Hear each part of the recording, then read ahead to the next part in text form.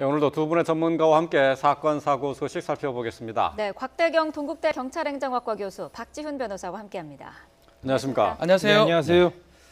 자, 먼저 살펴볼 내용은 세월호 특조위 활동과 관련한 것입니다. 박근혜 정부가 세월호 특조위 활동을 조직적으로 방해했다는 의혹이 그동안 계속 있었었는데요. 사실로 드러났습니다. 해양수산부의 자체 감사를 통해서 밝혀진 내용입니다. 자, 이 때문에 특조위가 보장받은 1년 6개월의 활동 기간을 채우지 못하고 조기에 종료가 되는데요. 관련 내용 해양수산부의 감사관으로부터 직접 들어보겠습니다. 단순히 법률 시행일이라고 해서 2015년 1월 1일로 아까 말씀드린 것처럼 임의로 최종적으로 여러 가지 상황들을 검토하다가 네, 세월호 특조위가 실질적으로 활동을 시작한 시기가 언제냐 하는 것이 논란의 내용 가운데 하나인데요. 네. 이게 2015년 1월 1일부터 시작한 것으로 일단 정부에서는 박근혜 정부 당시에서는 그렇게 계산을 했는데 이게 실질 활동은 사실 8월부터 시작한 것으로 봐야 한다고요? 네, 그렇습니다. 원래 이 법에는 1년 6개월 동안 활동을 하도록 그렇게 이제 돼 있었고요. 예. 네. 그런데 이제 세월호 특별법을 시행한 그 날짜 자체가 이제 2015년 1월 1일입니다. 그래서 예. 이 날짜를 갖다가 시점으로 해가지고 1년 6개월 그렇게 해서 2016년 6월 30일 이렇게 이제 마감을 한 건데요. 예. 네. 근데 사실 세월호 특조위가 본격적으로 활동을 이제 시작한 날은 그로부터 한 8개월 정도 지난 2015년 8월 4일입니다. 예. 그래서 이제 이 날을 시점으로 이제 잡는다면 적어도 8개월 이상 더 이제 활동을 할 수 있는 그런 어떤 여지가 있지 않았나 이런 이제 문제가 이제 제기가 된 겁니다. 특별법이 시행된 것은 1월 1일이지만은 위원회 구성도 해야 되고 또 네. 활동을 하기 위한 준비 기간이 또 상당히 필요했었던 그렇습니다. 거죠. 예, 일단 우선 뭐 위원들 뽑고 그리고 이제 사무실 마련하고 네. 그래가지고 이제 자료를 갖다가 확보하고 하는 그런 어떤 준비 기간이 거의 한 8개월이 걸렸거든요. 네. 근데 이제 그 기간을 산입하는 그 기간에서 빼버리게 되니까 그만큼 활동 기간 자체가 이제 줄어든 겁니다. 예. 네. 자, 이렇게 특조위 활동이 조기 종료될 위기에 처하자 해수부 세월호 인양추진단이 법률 자문까지 네. 받았다고요. 이건 뭐 법률 자문이라고 할 것도 없는 네. 게 2015년 1월 1일 날 해가지고 1년 6개월이 활동 기한입니다. 근데 8월 4일 날 개소가 됐고 예. 정말 뭐 해석하더라도 위원 임명이 2월 26일이거든요. 예. 그렇기 예. 때문에 법률 자문 자체가 2월 26일 아니면 8월 4일까지는 해야 된다라는 게 네. 이제 그 최소한의 요건이었는데 막 인양단에서 이 법률 자문도 무시한 걸로 보입니다. 막 그 이유는 막 더 연기가 되고 더 많이 했을 때 뭐 7시간 문제라든지 이런 것들을 조금 뭐 문제가 됐기 때문에 법률 자문도 무시한 것으로 보입니다. 예. 네. 결과적으로 법으로 보장돼 있는 1년 6개월 동안의 활동 시한을 다 제대로 활용하지 못했다는 얘기가 되는데요. 왜 이렇게 활동 시한을 조기에 종료시키려고 했었던 건가요? 실제로 이제 세월호 이제 특조위에서 여러 가지 조사들을 갖다 하고 있는 그런 이제 과정 중에 점점 하다 보니까 네.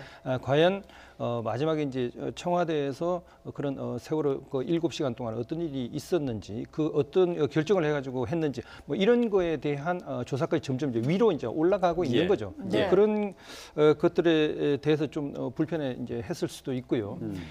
여러 가지 이제 뭐 관련된 그런 어떤 사항들에 대한 내용들이 점점 이 청와대 쪽에서 좀 부담을 느낄 수 있는 그런 내용들이 이제 밝혀지고 하는 그런 것들에 대해서 좀 불편해한 게 아닌가. 원래 그런 어떤 추정을 할수 특조위에서는 박근혜 전 대통령의 세월호 7시간에 대한 그 의혹 그 부분도 수사를 하려고 네, 했었죠. 원래는 뭐 수사 계획상에는 이제 들어가 있었는데 결국 이제 실제로 이제 본질적인 핵심 내용 이거에 대한 충분한 수사를 하기에는 시간도 이제 촉박하고 네.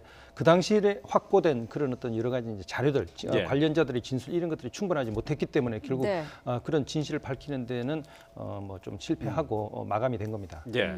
특조위 활동이 이렇게 그 조직적으로 단축이 된 부분에 대해서 말씀하신 그 세월호 7시간이 결정적인 영향을 준 거 아닌가 이런 분석도 있는데요. 맞습니다. 지금 이런 증거가 지금 해수부 감사실에서 지금 밝혀낸 건데 이메일에 드러났다라는 거거든요. 네. 인양 추진단하고 청와대 뭐 국민소통 비서관실이라든지 해양수산 비서관실하고 대화하는 과정에서 예, 더 예.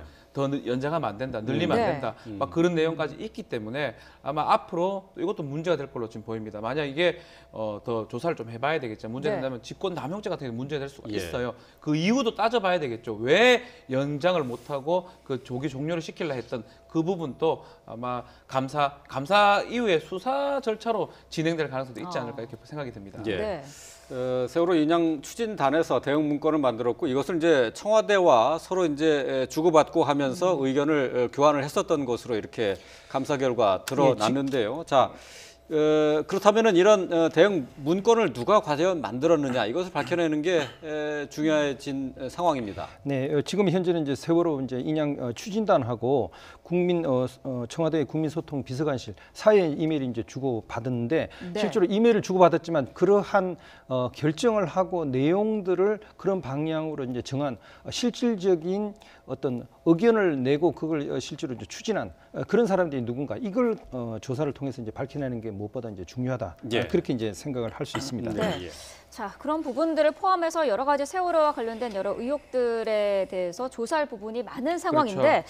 알고 봤더니 지금 세월호와 관련돼 있던 핵심 공무원들이 해외 파견을 가 있거나 좀 또 이 해외 그렇죠. 파견을 준비 중인 사람들이 많다고 해요. 일단 지금 당시에 해수부의 그 책임자, 인양 책임자는 지금 싱가포르에 지금 근무 중이고요. 네. 또 지금 또 인양을 관련했던 사람도 앞으로 해외 근무를 나가려고 하기 때문에 뭐 이런 상황이라 그러면 그 사람들을 소환해 가지고 조사하는 게 좀 어려워 보입니다. 네. 막 그런 상황으로 보이고 막 해수부 입장에서는 시기가 맞고 기간이 됐기 때문에 파견을 나가고 근무를 나갔다 하지만 어쩜 이걸 좀 은폐하기 위해서 아니면 조사를 방해하기 위해서 한 게 아니냐라는 게 좀 관측이 있고요. 예. 막 이런 부분도 검찰 조사가 조금 돼야 될 부분이 아닌가 이렇게 보입니다. 예.